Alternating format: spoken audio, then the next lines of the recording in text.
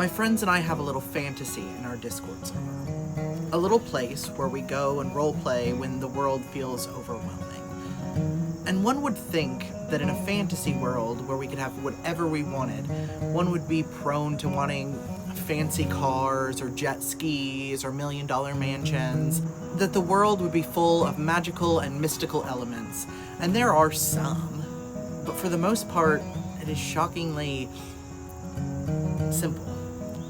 Sure, there's a takeout restaurant where any food you want around the world can be teleported in, and the mail gets delivered via a cute dog that we tip with treats, but if I'm being honest, the world just seems reasonable, and on good days, achievable.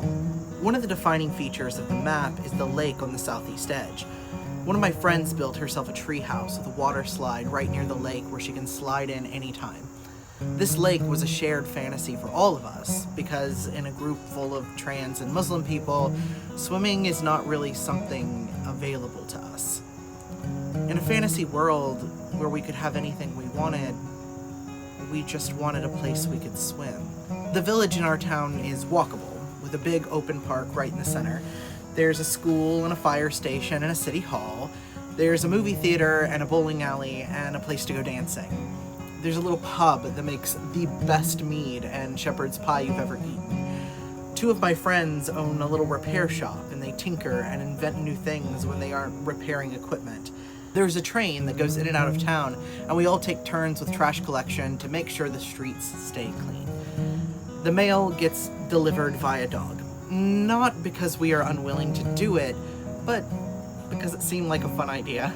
Something else that stood out was the lack of technology. Don't get me wrong, technology definitely exists in our fantasy town. There is, after all, a restaurant with a teleporter. But never once has the concept of phones ever been brought up. It's not even that we purposely excluded them, it's just that they seemed mostly unnecessary. Perhaps one would have a landline if they needed to call the repair shop, or place a restaurant order, or in case of an emergency, but it's something that's never really been mentioned. Invitations to events are delivered via mail dog. Communication is slower, there's no rush.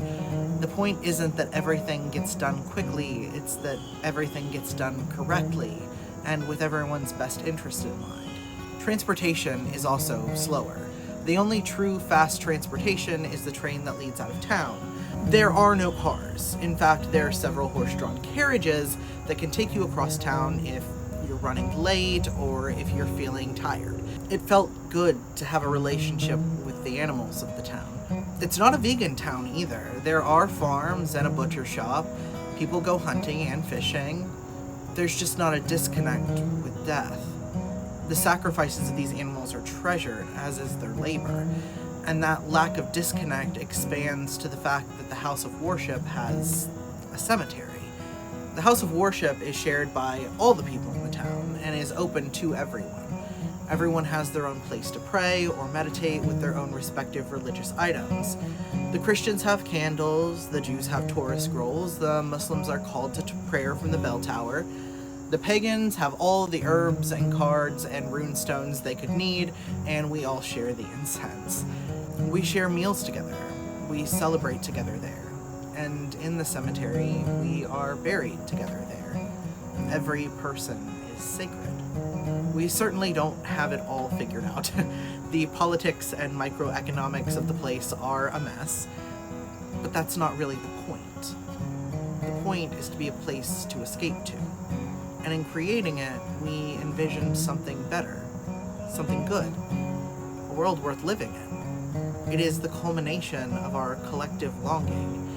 And perhaps it isn't your fantasy. Perhaps your fantasy involves bigger cities and faster paces. Perhaps it involves sleek cars or bigger houses. Perhaps you would want to live in the desert or near the ocean. I don't mind that. I think those would be wonderful places to visit. And I'd hope you'd want to come visit us too. But I feel like we've lost our imagination. We've allowed those dreams of a better world to be crushed by cynicism and the weight of everything.